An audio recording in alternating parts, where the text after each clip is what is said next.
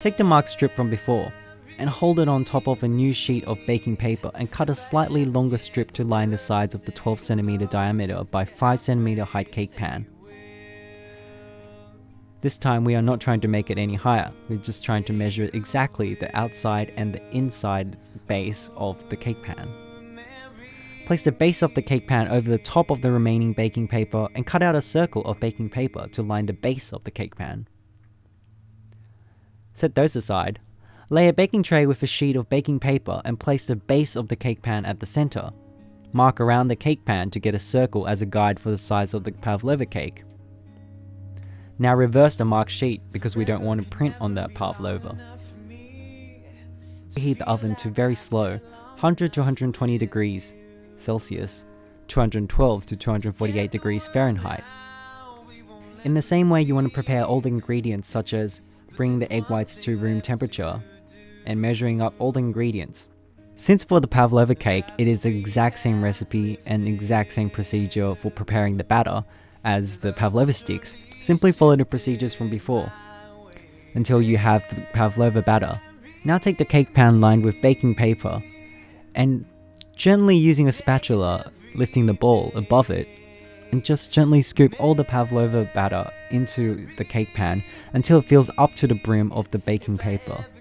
Another method is to pipe the batter into the cake pan, which I find more efficient for filling in the space. It may not be a smooth, flat surface, but that's okay. Simply spin the cake pan about 1 to 2 times to even out the batter. Do not drop the cake pan onto the table to remove the air and smoothen it out, because what you are doing is basically removing all the air that you just incorporated into the egg whites. Now take the baking tray lined with the marked sheet of baking paper, match the circle guide that you drew to the brim of the cake pan so that they match it completely. Then, with the tray directly on top of the cake pan, holding them tightly in place together, gently flip the cake pan so that it is now sitting on top of the tray with the base facing up. Now remove the cake pan and the Pavlova should roughly hold the shape of the cake pan. Remove the base of the cake pan carefully. Then gently and carefully peel off the baking paper around the sides and the top of the Pavlova. Now using an offset spatula, gently smooth the sides and the top of the Pavlova. Try not to overwork this too much, because by doing that, the Pavlova will eventually expand bit by bit and become a bit too big for all your Pavlova sticks to cover. Now using a large spoon in a swirling motion on the top of the Pavlova, from outside going inwards towards the center, start applying very small amount of pressure to create a little well, something very vague. It does not have to be too deep, just enough so that the edges of the Pavlova are a little bit higher than the center, maybe 3 millimeters deep. This is for placing whipped cream in the fruit so that they don't usually droop around the sides. This is a traditional procedure, but is not as important in my version, as I will have fences around the cake for the orchard. Now it's ready! Bake them for 45 to 50 minutes until the outside is dry and a pale cream color. It should be firm when you gently press on the surface. If it still looks a bit wet, give it a bit longer. Once baked, turn off the oven and leave the door slightly ajar. Once cooled, remove the oven. Pavlova can be fragile as mentioned before, but once baked properly, it should be removed very easily. If you are worried that it might break, you can do it slowly by gently spreading your fingers across one side and gently lifting it up, and then switching to a different side and continuing until you have all sides sort of lifted off the baking paper. That way it should come off without any sort of damage. Now for chantilly or whipped cream, it is also in the same way better to use stainless or glass balls. So in a clean bowl, add the thickened cream, or heavy cream for the US people. Place the bowl inside another large bowl filled with chilled water. You can use chilled water or just add cold water and some ice cubes to make it cold before putting a bowl of cream in. Or you can do what I do, simply just take the bowl and beater and chill it in the freezer for 15 minutes before using. It will achieve a similar result, and is something that I have learned from joyofbaking.com. For chantilly cream, you might want to note that, unlike egg whites, the whipped cream actually needs to be very cold for it to whip to its full volume. So make sure you have cold cream, cold beaters, and a cold bowl. Here are the ingredients. For chantilly whipped cream, you will need 150 milliliters of thickened cream. This is equivalent to the US's heavy whipping cream. Half teaspoon vanilla extract. Try to use the pure because it tastes better. 15 grams pure icing sugar, sifted. Do not mix up with icing mixture because that contains cornstarch and they are different. So since we are using icing sugar, it's actually quite different to when we beat meringue. Icing sugar dissolves much more easily than caster sugar, so what we can do is we can actually just add all the icing sugar and flavoring to the cream at once in the bowl and then begin to beat it. So beat at a medium speed to avoid flying cream landing all over the place. Then once you begin to see these light trails as you beat, you can increase the speed to high. Look for trails that stay visible for around 3 seconds before disappearing, then stop, as you have reached around the soft peak stage. To double check this, you can lift the cream with your beater and let it drip back into the rest of the cream, and it should stay in a small mound like when we did the test with the meringue. Now what I like to do at this point is switch over to the whisk for more control. If you want to stay with the machinery, just make sure you keep an eye on it because it is very easy to over whisk, especially for cream. We are not looking for a stiff peak as this dessert is served with softly whipped cream, so something that is kind of semi-whipped but has to be firm. The signs to look for are that when you whisk around the bowl, the trail or streaks formed from your whisk should stay in place and be fairly visible. And it should easily clutch onto your whisk and stay a firm peak when you flick the cream onto the side against the and it should easily clutch onto a whisk and stay a firm peak when you flick the cream on the whisk against the sides of the bowl. It should be white in color and still smooth with moisture. If it is liquid, it means you are below the stage. And if it is yellow in color and dry with holes in its texture, it means you have over whipped it a lot and separated your cream into butter. You can use this immediately, or if you don't plan on using it straight away, say you're saving it for tomorrow because you're serving it tomorrow when the guests arrive, you can simply transfer it to a clean airtight container and chill in the fridge. Remember to glad wrap it or it will dry out. Your softly whipped chantilly cream is now ready to be used. If you're whipping to cover a cake, then you may want to take it a little bit further though, so that the peak is firm and just barely curling at all. So as said before, try to make the time of decorating and garnishing as close as to the serving time as possible, because I'm sure none of the guests or whoever you're serving to wants to see a flat cake that has decomposed and gone flat and everything and just ugly.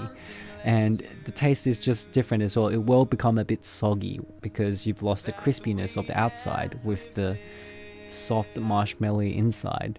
For garnish, the ingredients that you may use are 8 regular sized strawberries, whole ones, 8 regular undamaged canned peach, well drained, and 10 blueberries of uniform size. And if you like, you can drizzle with some sauce, such as strawberry coulis or any other fruit flavored coulis that you like. Firstly, place pavlova cake on a serving plate.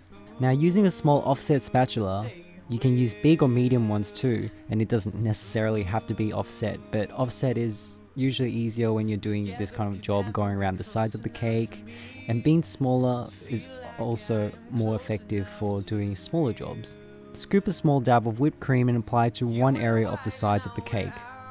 Smudge it by moving your wrist in a motion from side to side as you go from top half of the side of the cake to the lower half. Then repeat until you cover around all the sides of the cake. Then, with your offset spatula on a 45 degrees angle against the surface of the sides of the cake, gently drag along it to remove excess cream and smooth the sides at the same time.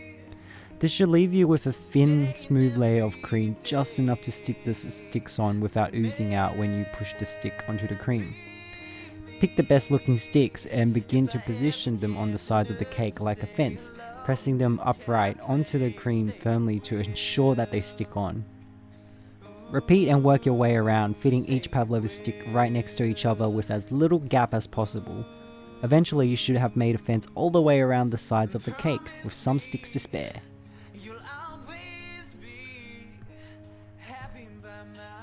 Then using a plain tip around the size of 10 to 12mm tips, it doesn't have to be that exact, different to the other job that we did before, what we're going to do this time is holding the piping bag upright. It's actually going to help you pipe it more easily. Starting from the middle point, starting by hovering the piping tip above the surface of the pavlova cake. Starting by hovering the piping tip at the center above the surface of the pavlova cake, and then just let the batter drop as you pipe. Then working your way around in a circular motion from center outwards until you have covered the entire area within the fences. You can add a second layer if you think that's not enough and you really like cream.